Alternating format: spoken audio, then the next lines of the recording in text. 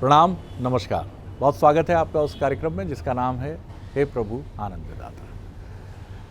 आज इस कार्यक्रम की शुरुआत हम फिर एक प्रश्नकर्ता के प्रश्न से कर रहे हैं और मिलिंद रेगे जी हैं इंदौर से।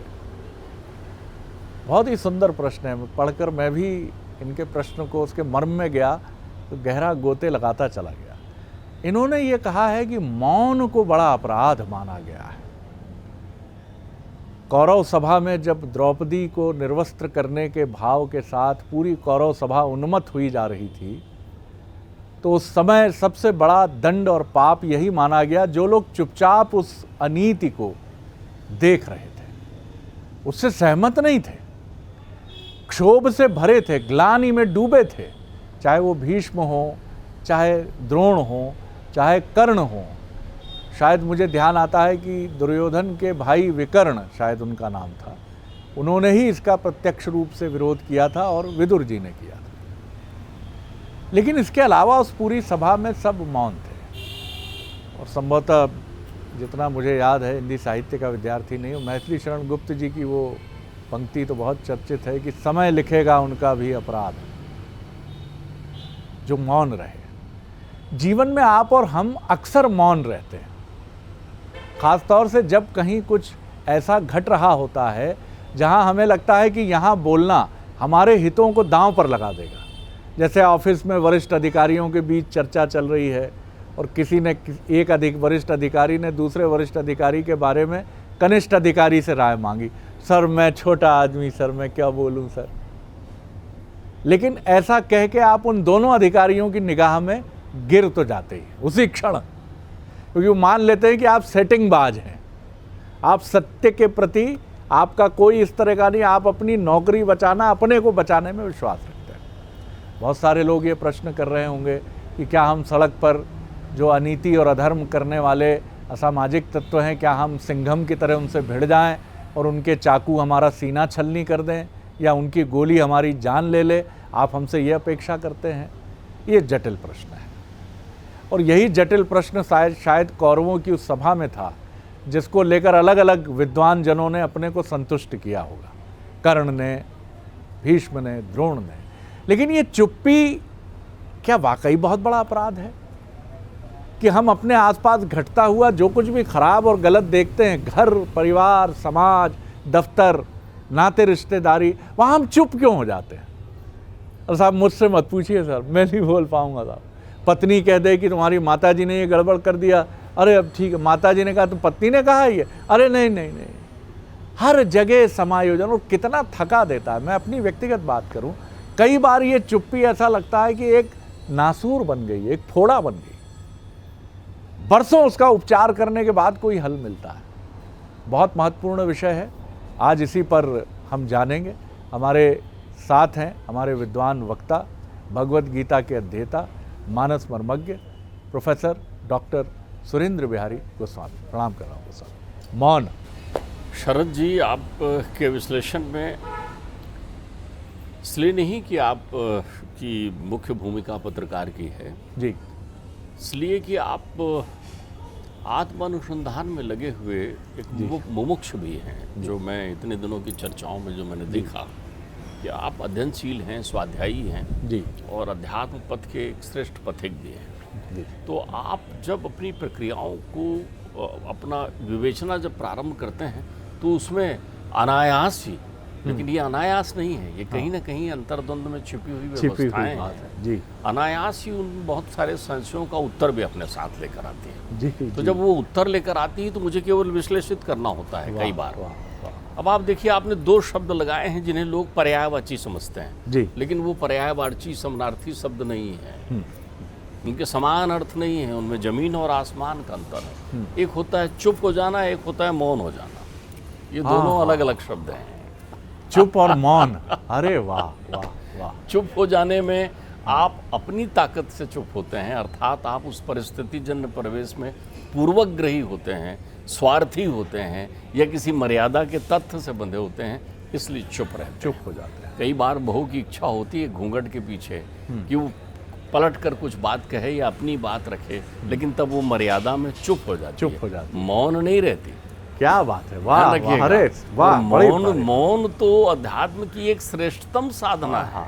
वाह वाह, अगर आप अपने जीवन में मौन होने की कला अरे, सीख गए क्या हैं, बात है, विधा वाह, सीख वाह। गए हैं, जी, जिस पर जी। हमारी एक बार आपसे बात भी हुई चर्चा थी, हुई। मुझे याद आ रहा है, तो मौन होने का अर्थ होता है अंतर्नाद को सुनना।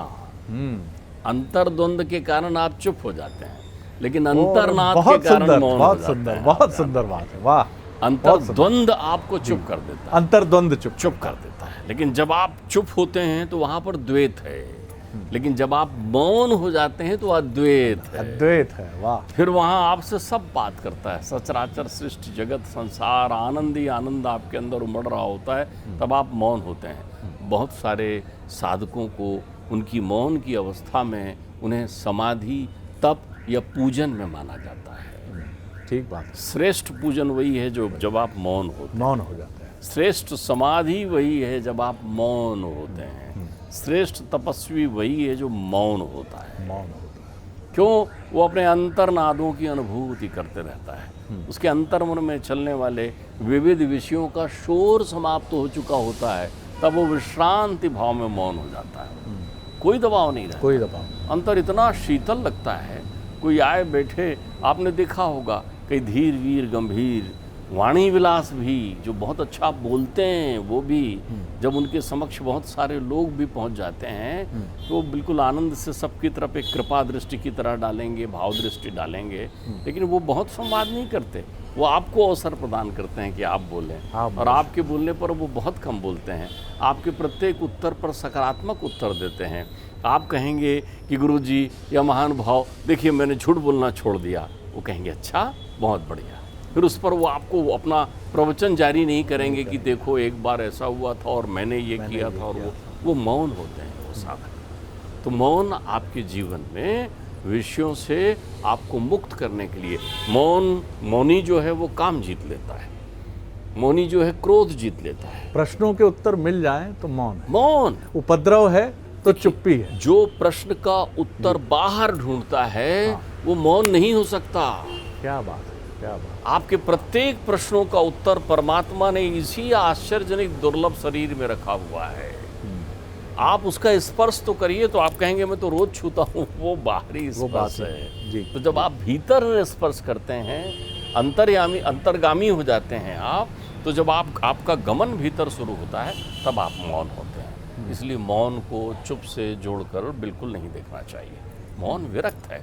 अब हम चुप पर आते हैं। चुप पूर्वाग्रही है, चुप में अंतर्द्वंद है, चुप में कपट है, चुप मिथ्या भी हो सकती है, चुप मर्यादा भी हो सकती है, चुप आपकी पीड़ा भी हो सकती है।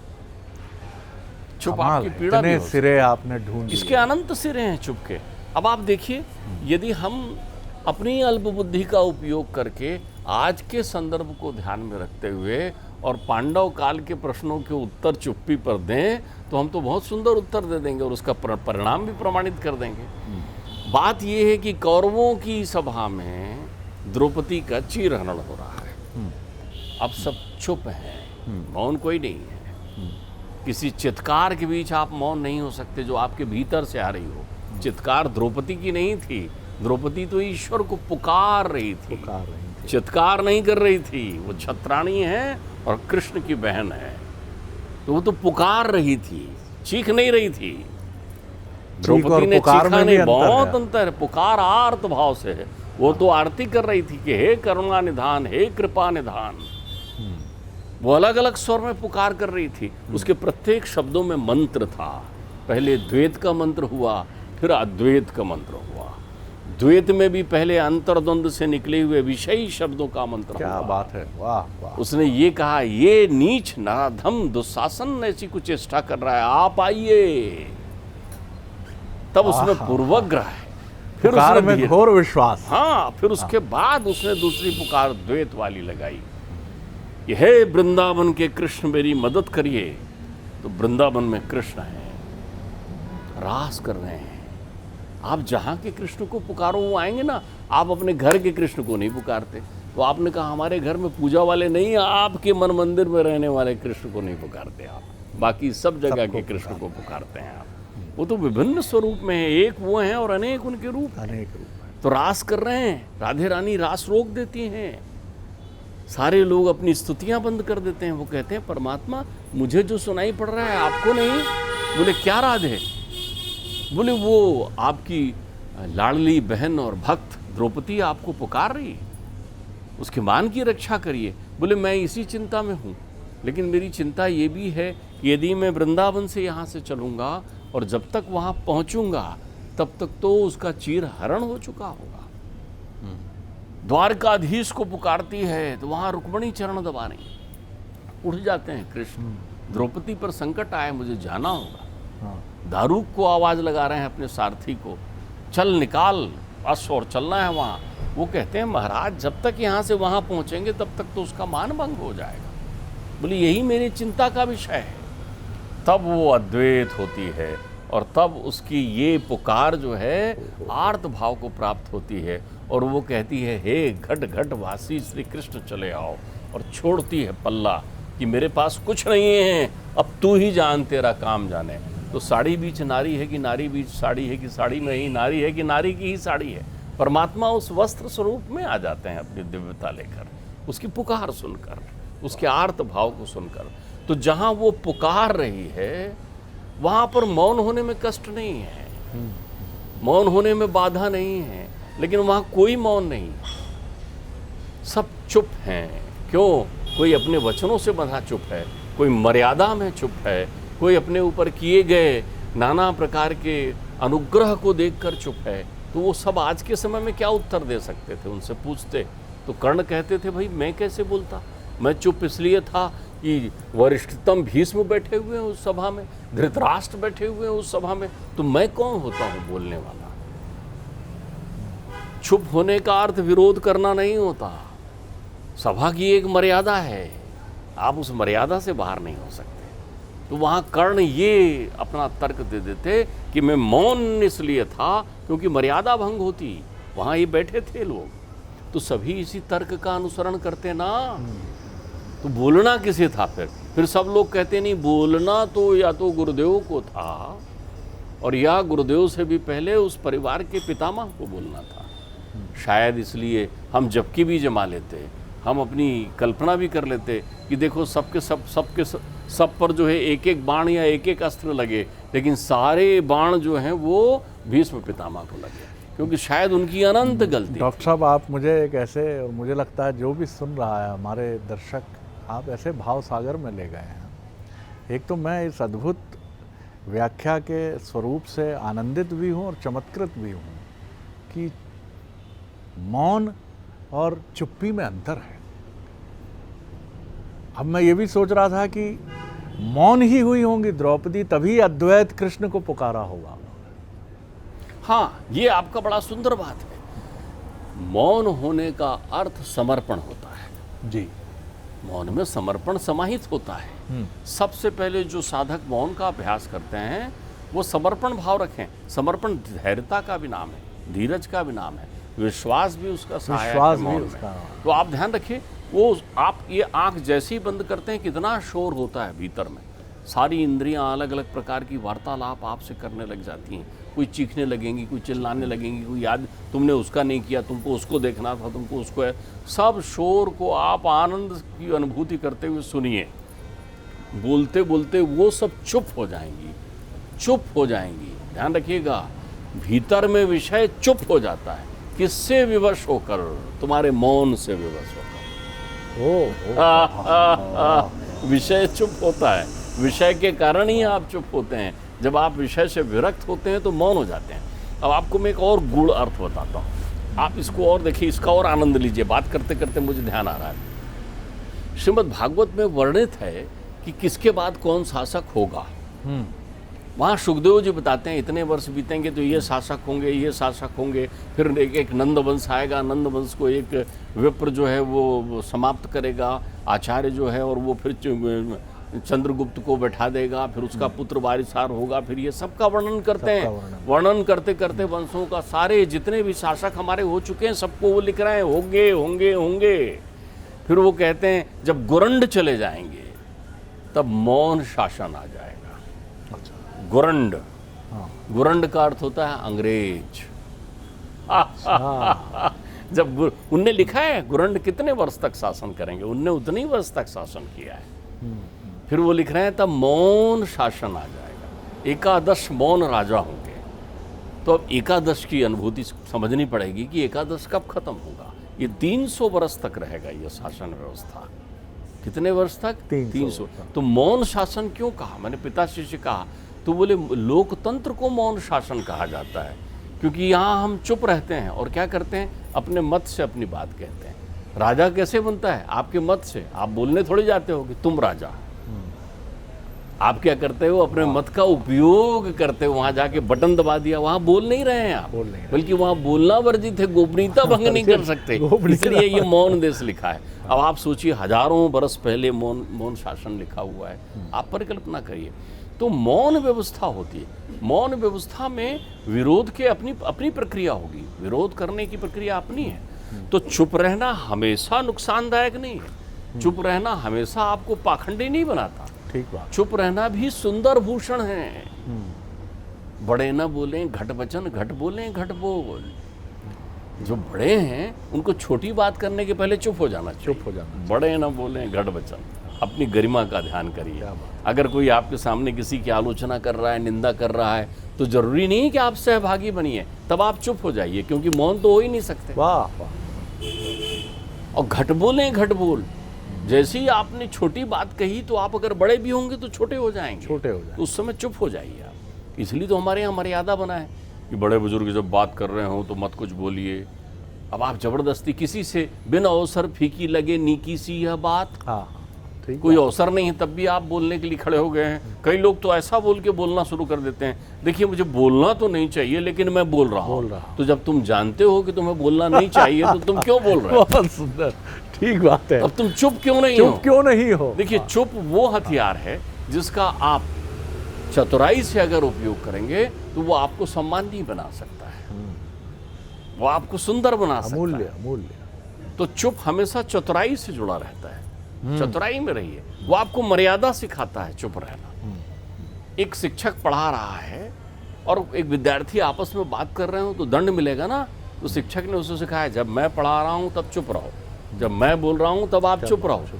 सत्संग की एक मर्यादा है कि कोई व्याख्यान दे रहा है, श्रोता सुन रहे हैं तो वो चुपचाप सुने, वहां वो मौन नहीं है। लेकिन वो भाग्यशाली हैं जो अपनी श्रुति स्मृतियों का उपयोग करके मौन होना सीख जाए, वो भाग्यशाली।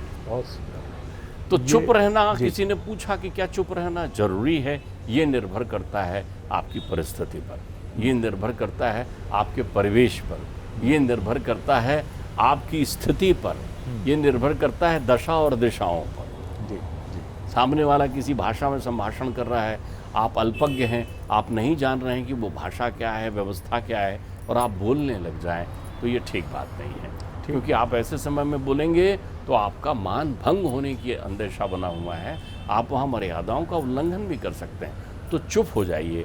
और चुप यदि आप मर्यादा, संस्कार, संस्कृति, अनुकूलता को ध्यान में रखकर होते हैं तो आपकी चुप्पी आपको धीरे धीरे मौन साधक भी बना सकती है। डॉक्टर साहब, बहुत सारे जो लोग इस समय सुन रहे हैं इस बहुत ही सुंदर आख्यान को, उनके मन में वही शाश्वत प्रश्न फिर होगा कि जहाँ कुछ अधर्म, अनीति और खराब घट रहा, वहाँ अगर उनका सामर्थ्य नहीं है कि वो उसके विरोध का झंडा उठा सकें, तो वो क्या रूप अख्तियार करें, वो कौन सी शैली चुनें कि जिससे उनकी चुप्पी अपराध की श्रेणी में ना आए? देखिए, कहीं आपके बोल देने से यदि समाधान नहीं हो रहा है तो वहाँ आप अपने चुप रहने को शक्ति बनाइए। वहाँ आपका चुप रहना जो है शक्ति बने कि मुझे अपनी शक्ति के साथ प्रतिरोध करना होगा। अगर मैं अभी नहीं बोल पा रहा हूँ, देखिए विरोध करना और चुप रहने में अंतर है। आप मेरी बात समझिए।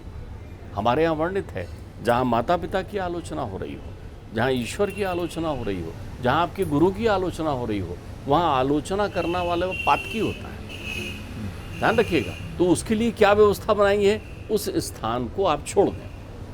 ये नहीं कहा है कि आप उसके प्रति हिंसक हो जाएं, क्यों? वो नहीं जानता, वो अनजाना है, वो नहीं समझता। आपके पिता के प्रति उसके मन में श्रद्धा नहीं आ सकती तो आप जबरदस्ती का डंडा लेकर श्रद्धा लगाने दौड़ेंगे। आप उसको नमस्कार कहिए और कहिए भाई साहब, मैं अपने पिता का बड़ा सम्मान करता हूँ, इसलिए मैं इस स्थान से मुक्त हो रहा हूँ। आप ऐसा, ये इसका अर्थ ये नहीं हो कि अब फिर कल उसको देख लूँगा, उसको पिता का सम्मान करना ही पड़ेगा, ऐसा नहीं होता। तो अगर आप किसी, देखिए विरोध करना एक अलग शब्द हो गया। विरोध करना जो है किसी पक्ष को, सत्यासत्य, अगर आप देख रहे हैं कहीं हिंसा हो रही है, कहीं हिंसा हो रही है, कहीं किसी की मर्यादा जा रही है, कहीं किसी दीनता की रक्षा आपको करना है और आप विरोध में, फिर आप शस्त्र और शास्त्र दोनों से विरोध कर सकते हैं। देखेंगे कि सामने वाला किस स्तर का है, क्योंकि देखिए दुनिया में कभी ऐसा नहीं होता, मनुष्य ही एक ऐसा है जिसने अपनी भाषा में स्वर के साथ व्याकरण को प्राप्त किया है। संसार के और जितने पशु पक्षी और जितने प्राणी, उन सबके पास स्वर है, शब्द नहीं। शब्द नहीं, आपके पास तो शब्द है ना। तो एक मनुष्य दूसरे मनुष्य को कह सुन समझा सकता है, लेकिन जब प्रक्रिया उससे प्रतिकूल होती है तो आप तय करते हैं शस्त्र से या शास्त्र से। फिर आपके दंड विधान आ जाते हैं, साम दाम दंड भेद, कहाँ कैसा उपयोग करना है। तो चुप्पी और विरोध पृथक तत्व है, चुप्पी और विरोध पृथक तत्व है। और मौन शासन व्यवस्था में विरोध होना चाहिए, लेकिन वो विरोध यदि सार्थक है तो फिर चुप्पी भी ठीक है और बोलना भी ठीक है। बोलना भी ठीक है। बहुत सुंदर अर्थ आज ध्वनित हुए हैं। और सबसे महत्वपूर्ण बात तो हमने ये समझा है कि चुप्पी भी अनेक अवसरों पर सार्थक होती है। जहाँ, जैसा बहुत सुंदर डॉक्टर साहब ने कहा कि जहाँ माता पिता, गुरु और ईश्वर के विरुद्ध कुछ भी कहा जा रहा हो, वहाँ युद्ध लड़ने के बजाय उस जगह से उठकर चले जाना पलायन नहीं है, कायरता नहीं है, भागना नहीं है। क्योंकि आप कितना भी युद्ध लड़ेंगे, उस हृदय में परिवर्तन का भाव पैदा नहीं कर सकते हैं। तो आप अनावश्यक हिंसा को जन्म देने के बजाय, इसमें मैं आपको बीच में कहूँ, इसके लिए हमारे यहाँ एक नीति श्लोक प्रचलित है, जी, उपदेशो ना ही मूर्खाणाम। उनको उनको आप उपदेश देने में अपनी शक्ति संचयन मत वो करिए। आप किसी को डंडे के बल पर, बलात्, अपनी स्थिति के बल पर आप किसी व्यक्ति के हृदय में इस प्रकार के परिवर्तन और मुझे श्लोक ध्यान आता है, वो भी थोड़ा व्यंग बोध के साथ है, दुष्टम प्रथम वंदे। हाँ, नहीं, उसको, उसके लिए तो बाबा ने कहा है ना, बंदहु संत असंत समाजा। हाँ हाँ, वो कहते हैं ना, मैं उनका वंदना जरूर करना चाहूंगा जिनके हृदय में किसी का सुख देखकर दुख उत्पन्न हो जाता है, द्वेष उत्पन्न हो जाता है। बाबा को मैं उनका वंदन करना चाहूंगा जो किसी का हित देखकर अहित की अनुभूति करने लगते हैं, उसका, जो किसी का मान सम्मान देखकर अपमान की अनुभूति करने लगते हैं। मैं उनका वंदन करना चाहूंगा जो सोचते रहते हैं कि यहाँ मैं क्यों नहीं हूँ, तू क्यों है, जो मैं और तू का भेद रखते हैं। ऐसे अज्ञानियों को भी मैं वंदन करना चाहूँगा। भाई, कोई व्यक्ति कितना, आप देखिए कितना समय है आपके पास, क्या आप ये जानना चाहते हैं कि शरद जी किसको मानते हैं, किसको नहीं मानते? बिल्कुल, मानना आपके अंतर्मन की विषय वस्तु है, उस पर आपका एकाधिकार है। हम स्वतंत्र अंतर्मन से हैं, हम स्वराट आत्म प्रकाश से हैं, हम में अतुलित बल आत्मा का है, लेकिन हम बाहरी बल को आधार बनाकर आत्मा को नियंत्रित करने का प्रयत्न करते हैं। बहुत सुंदर बात है डॉक्टर साहब, आनंद आ गया मैं, और आपकी उस टिप्पणी को तो मैं हृदयंगम कर गया कि जब आप मौन में होते हैं तो सारे विषय शांत हो जाते हैं।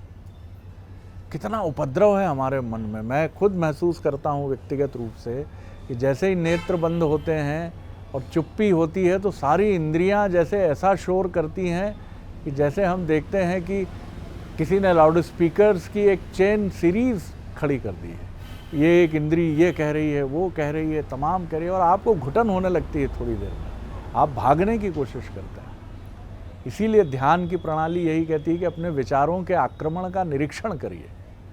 ये विचार क्या हैं? आपकी इंद्रियां तो हैं, विषयासक्ति से भरी हुई इंद्रियां जो आप पर आक्रमण कर देती। घर नहीं बना, ये काम नहीं हो रहा है, ऑफिस में बॉस नाराज़ है, बच्चा आगे बढ़ेगा नहीं बढ़ेगा, पैर में थकान लग रही है, हृदय धड़कने लगता है, अटैक तो नहीं आ जाएगा। चारों तरफ शोर ही शोर तो है। जो नहीं मिला है वो कैसे मिलेगा, जो मिल गया है उसे संजो के कैसे रखूं, हर तरफ पीड़ा है आपके। और इसके बीच में अपना चेहरा आप आईने में देखते हैं तो पहचान नहीं पाते, वहाँ से भी उठ के भाग जाते हैं। लेकिन मौन में कहीं कोई द्वंद्व नहीं है। ध्यान लगाकर जैसे किसी गहरे सागर में आप बैठे हैं, या किसी हिम शिखर के शीर्ष पर आप बैठे हैं और जहाँ कोई पीड़ा नहीं, और ये मौन होना ही है जो आर्त स्वर बनकर ईश्वर कहीं भी है तत्क्षण प्रकट हो जाता है आपकी मदद के लिए। बल्कि कई बार तो वो इस भाव से प्रकट होता है कि मुझे तुम्हारी सेवा करनी है भाई, तुमने इतने प्रेम भाव से बुलाया मुझे कि तुरंत आना पड़ा मुझे। लेकिन वो मौन रहना, वो आर्त भाव क्या आपके हमारे भीतर कभी उत्पन्न हो पाता है? हम तो ईश्वर से भी शिकायत करते हैं पीड़ा से भर के, इसीलिए हमारी चुप्पी वहाँ भी कष्टकारी बन जाती है। लेकिन मौन और चुप्पी की इतनी अद्भुत व्याख्या मैंने इसके पहले न कहीं पढ़ी न सुनी। बहुत आनंद आया डॉक्टर साहब, बहुत आनंद आया। अगले एपिसोड में एक और विषय लेकर उपस्थित होंगे। राम।